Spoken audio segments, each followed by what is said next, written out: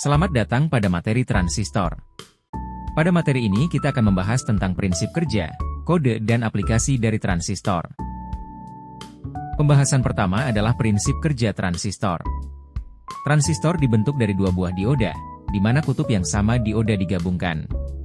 Apabila kutub dioda yang digabungkan adalah anoda, maka transistor tersebut disebut dengan transistor NPN.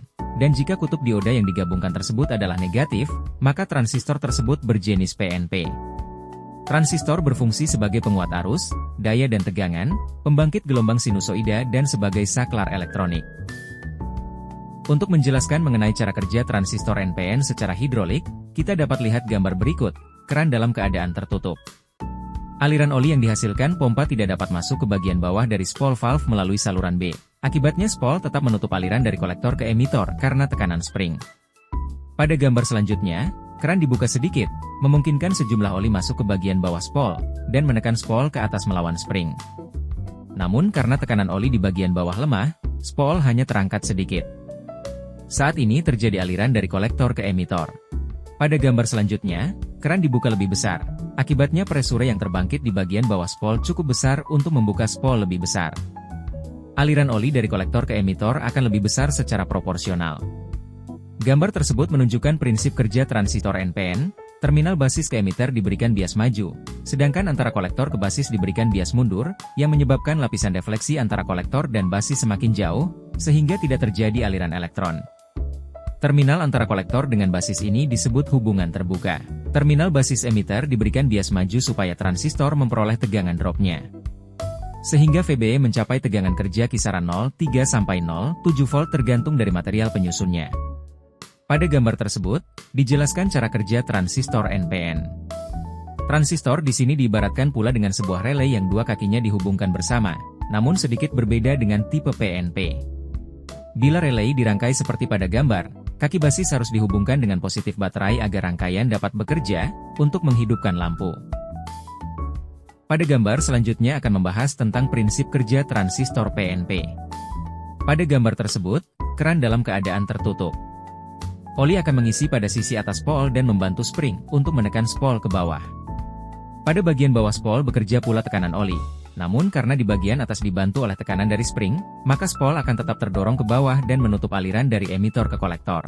Setelah itu, keran dibuka sedikit, memungkinkan oli pada ruang spring sebagian di-drain, tekanan oli di ruang spring menurun, sehingga tekanan oli dari sebelah bawah akan mampu mendorong spol sedikit ke atas, dan membuka aliran dari emitor ke kolektor.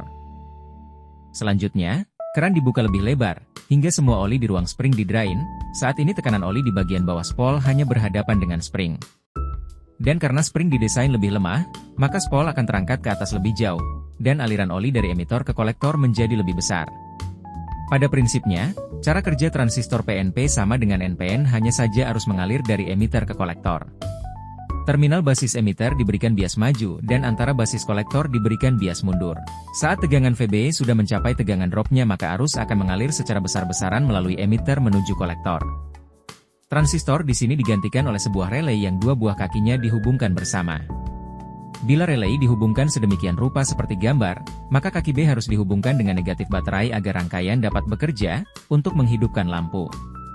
Untuk itu SW2 yang perlu dihubungkan. Pembahasan selanjutnya adalah kode transistor. Pada gambar, kode yang terlihat adalah BC547.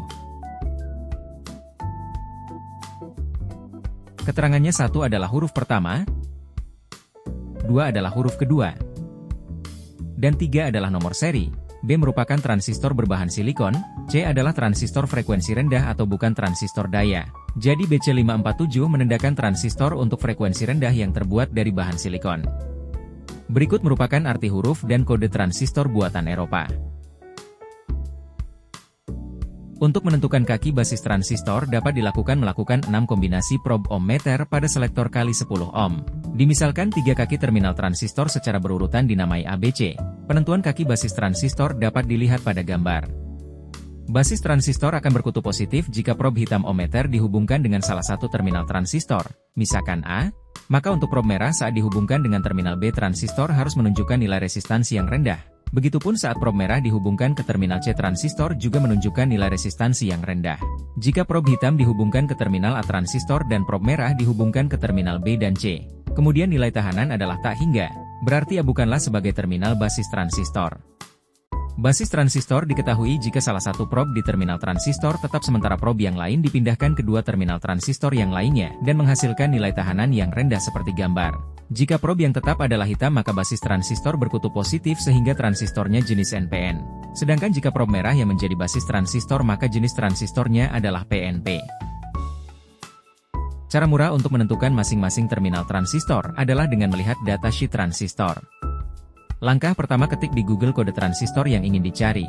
Contoh ketik BC547 datasheet. Setelah itu akan keluar beberapa pilihan. Nah di sini contohnya kita klik pada web all transistors pada baris kedua. Selanjutnya nanti akan keterangan singkat tentang transistor yang dicari. Kemudian cari file datasheet transistor dalam bentuk PDF. Setelah diklik maka nanti akan keluar datasheetnya. Pembahasan selanjutnya aplikasi transistor. Trainer transistor ini menjelaskan karakteristik transistor PNP dan NPN jika besar arus yang mengalir dari basis ke emitter bervariasi. Variasi arus basis ke emitter dilakukan dengan cara mengubah nilai tegangan masukan basis melalui potensiometer atau dengan menvariasikan nilai tahanan basis transistor. Data pengukuran yang didapatkan dibandingkan dengan analisis teoritis menggunakan persamaan rumus yang sudah dibahas sebelumnya. Data secara teoritis dan praktikum untuk rangkaian transistor NPN adalah sebagai berikut. Begitu juga dengan transistor PNP, berikut perbandingan data dengan analisis teoritis dan praktikum.